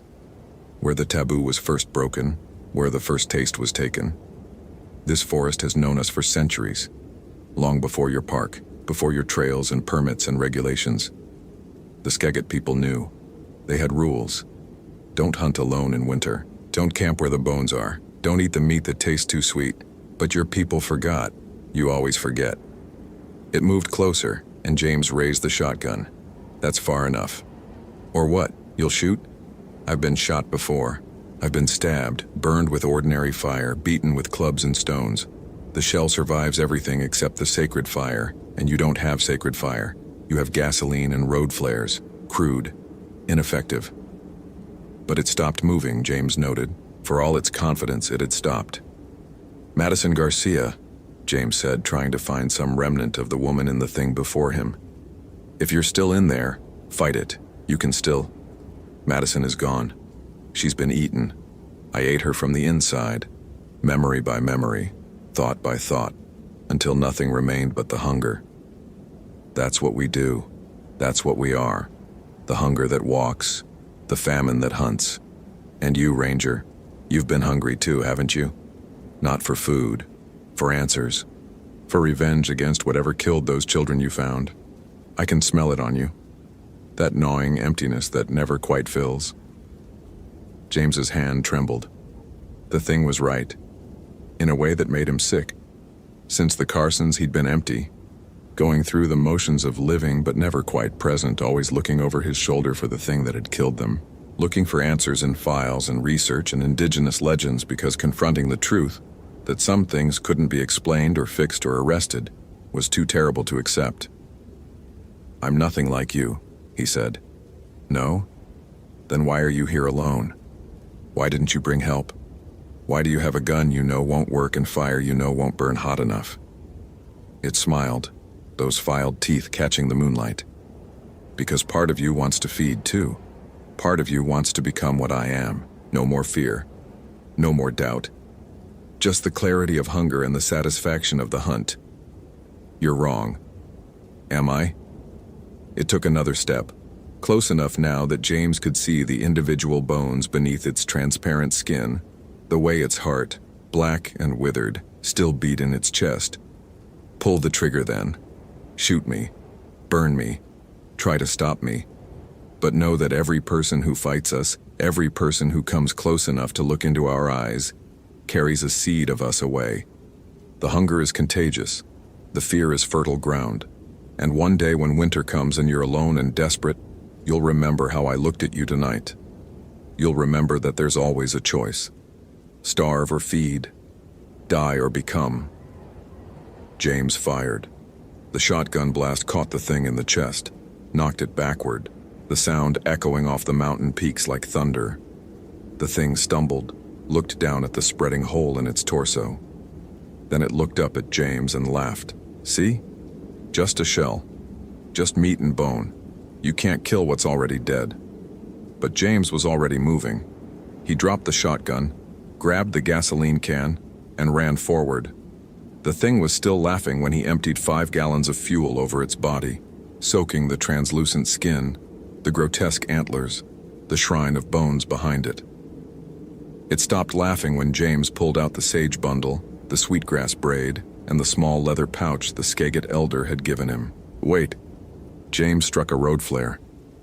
The hiss and spark of phosphorus igniting, the red light painting the clearing like hell's own torch. He touched the flame to the sage bundle, began speaking the words the elder had taught him. Not English, not Spanish. Something older, something that predated both languages, words that had been spoken in these mountains when the glaciers still covered the peaks, and the only humans were those who knew the dangers of the long winter. "You said I didn't have sacred fire," James said. "You were wrong." He threw the burning sage at the thing's feet. The gasoline caught instantly, a wall of flame that roared up 15 feet, and this time the fire was different. Not blue-white and cold, but orange-red and scorching. The thing shrieked, a sound that made James's ears ring, and tried to run. But the flames spread faster, consuming the translucent skin, cracking the bones, melting the antlers into puddles of blackened calcium. "It burns!" The thing's voice was changing, becoming higher, younger, Madison Garcia's voice without the deeper undertones. "Please, it burns. Make it stop. I'm so hungry, please." James backed away, shielding his face from the heat. The thing collapsed, writhing, the shrine of bones behind it catching fire too. Years of trophies and remains turning to ash. The smell was indescribable, burning meat and hair and something else. Something chemical and old that made James's eyes water and his stomach heave. It took 20 minutes to burn completely. James stood watch the entire time, adding the remaining road flares when the flames began to die down, making sure nothing remained but ash and charred bone fragments. When it was done, when the fire had burned itself out and nothing remained but a blackened circle on the ground, James pulled out a collapsible shovel from his pack and began gathering the ashes. The elder had been specific. Scatter them in running water far from where the transformation occurred. Don't bury them. Don't leave them. Water will carry them away, dilute them, make sure the spirit can't coalesce again. James worked methodically, scooping ash and bone fragments into a heavy-duty garbage bag, making sure he got every piece. His hands were shaking again, but this time from exhaustion rather than fear. When the clearing was empty, just a burned patch of earth and the faint smell of gasoline and sage, James hiked back down the trail. The sun was rising by the time he reached his truck, painting the peaks in shades of gold and pink. Beautiful. He drove to the Cascade River, found a place where the water ran fast and deep over smooth stones and scattered the ashes. They spread across the surface, swirling in eddies, then sinking into the current. Gone. James sat on the riverbank and watched the sun come up. His phone, he'd retrieved it from the cabin, buzzed with 17 missed calls from Morrison, 6 from the ranger station, and 1 from Dr. Reeves, who probably wondered why he'd missed their Thursday appointment. He didn't answer any of them. Not yet. First, he needed to sit here in the morning light and remember what it felt like to be human, to be tired and scared and alive. His phone buzzed again. This time he answered. "Whitmore." "Jesus, James, where have you been? We've been looking for you all night." Morrison, sounding exhausted. "The Garcia woman thing, we found it. Or what was left of it. Pile of ash in a clearing up on Cascade Pass. Something burned it so hot there's nothing left but carbon scoring on the rocks. You know anything about that?" "No," James lied. "I was following another lead. Turned out to be nothing." "Yeah, well, whatever happened, it's over. County's declaring it a gas explosion, probably from one of those illegal meth labs. Simpler than trying to explain what was on the hospital security footage. As far as the official record goes, Madison Garcia died of misadventure in the wilderness. Body recovered and cremated due to biohazard concerns. The 2 officers killed were victims of an animal attack. Black bear, probably. And you and I never had this conversation. Sounds good to me. James, I read your file, the Carson case. You were right. About the tracks, the arrangement of the remains, all of it. I'm sorry we didn't listen." James closed his eyes. "It's okay. Some things people aren't ready to hear." "Will there be more? More of those things?" "Only if someone's desperate enough and hungry enough and alone enough to make the choice Madison Garcia made. Could be next week. Could be never. Best we can do is remember why the taboos exist, and maybe listen when the indigenous folks tell us there are places we shouldn't go, times we shouldn't hunt, things we shouldn't eat. That's asking a lot of people." "Yeah," James said. "It is." He hung up, pocketed the phone, and sat watching the water. The Cascade River ran clear and cold, snowmelt from the peaks, and somewhere in it were the ashes of a thing that had once been a graduate student from Berkeley, with a passion for environmental science and no idea that the old stories were true. James thought about Madison Garcia, about the moment she must have made the choice to eat human flesh, probably not even understanding what she was doing until it was too late. He thought about the hunger that drove her, the transformation that followed, the terrible clarity of purpose that replaced everything human about her. And he thought about the thing's words. The hunger is contagious. The fear is fertile ground. James stood, brushed ash from his hands, and walked back to his truck. He'd go home, sleep for a day, then write up his report. Misadventure. Body recovered. Case closed.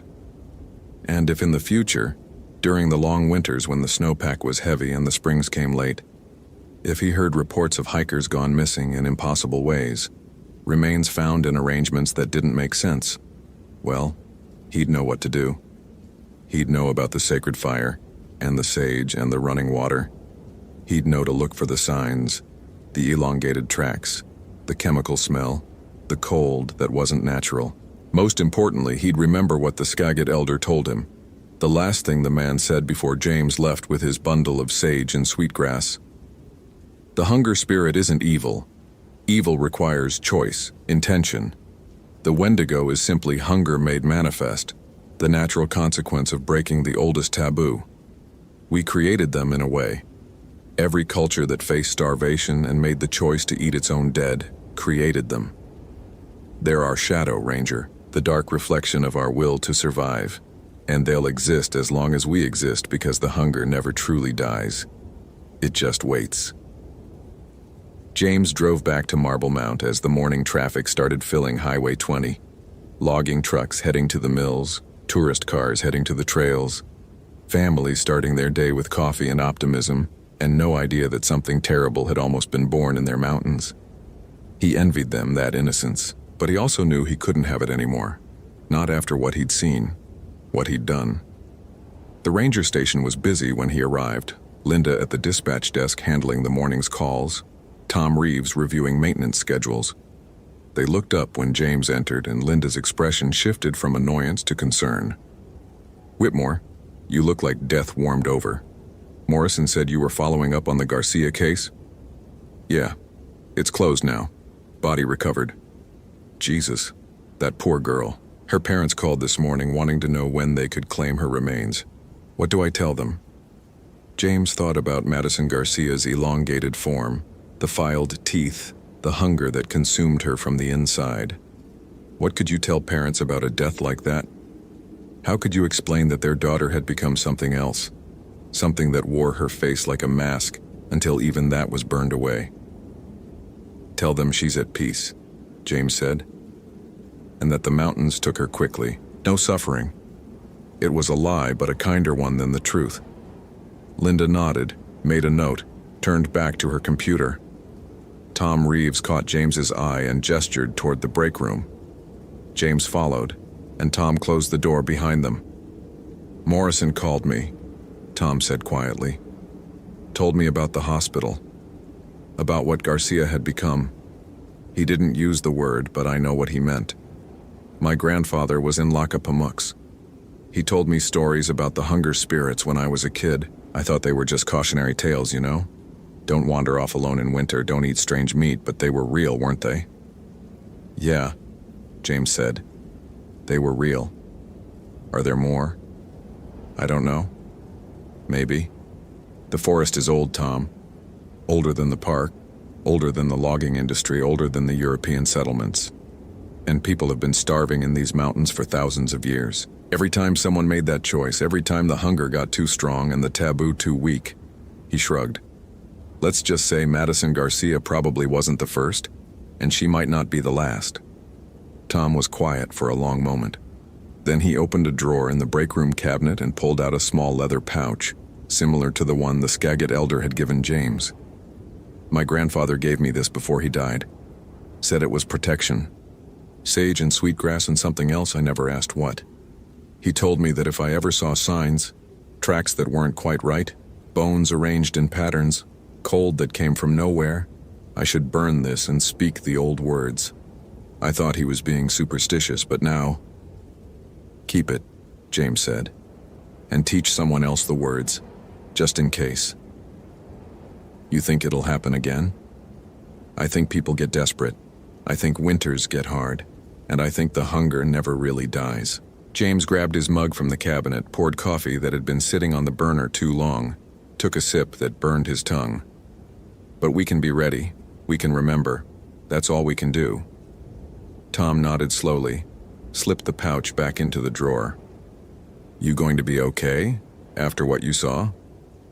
James considered the question. Was he okay? He'd spent 2 years trying to convince himself that the Carson incident was trauma, hallucination, his mind's way of coping with horror. Now he knew the truth, and that truth was somehow worse and better simultaneously. Worse because it confirmed that the world contained things more terrible than he'd imagined.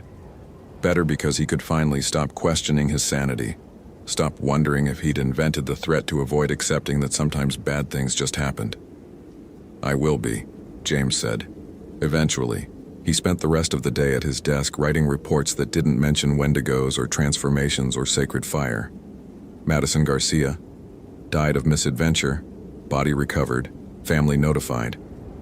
The 2 officers killed in animal attack, deaths being investigated by Skagit County Sheriff's Department. Clean, simple. Wrong in every way that mattered, but right in the sense that sometimes people needed the comfortable lie more than the terrible truth. At 6 p.m., James closed his computer and drove home.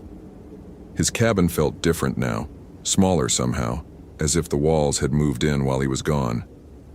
He made dinner, spaghetti with jarred sauce, nothing fancy, and ate it standing at the kitchen counter, staring out the window at the forest beyond. In the failing light, the trees looked like sentinels, dark and watchful. Keeping something in or keeping something out, he couldn't say. His phone buzzed. A text from Dr. Reeves. You missed your appointment. Everything okay? James typed a response. Sorry. Work emergency. Can we reschedule?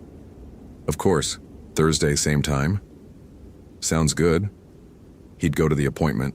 He'd tell her about the Madison Garcia case, about finding the missing hiker, about the stress of the search. He wouldn't mention the transformation, the sacred fire, the hunger that walked on 2 legs. She wouldn't believe him anyway, and more importantly, he didn't need her to. He'd carried the secret of the Carsons alone for 2 years. He could carry this one too. But maybe that was wrong, James thought as he washed his dishes and watched night swallow the forest. Maybe carrying secrets alone was how people ended up desperate enough to break taboos, isolated enough to think the rules didn't apply to them. Madison Garcia had hiked alone into wilderness that demanded respect. She'd underestimated the danger, overestimated her skills, and when crisis came, when she'd gotten lost, gotten injured, gotten hungry, she'd made a choice that seemed reasonable in the moment, but led to something unforgivable. James pulled out his phone and scrolled through his contacts. Found the number for the ranger he'd trained last year, a young woman from Montana named Rachel Brennan, who reminded him of himself at that age, idealistic, confident, convinced that knowing the rules would keep her safe. He composed a text. Hey Rachel, random question. Did they teach you about indigenous taboos at the academy, specifically about Cascade folklore? Her response came 30 seconds later. Not really. Why? James typed. Because the old stories matter. The warnings matter. And if you're going to work in these mountains, you need to understand that some rules exist for reasons we've forgotten. Let me know if you want to grab coffee sometime.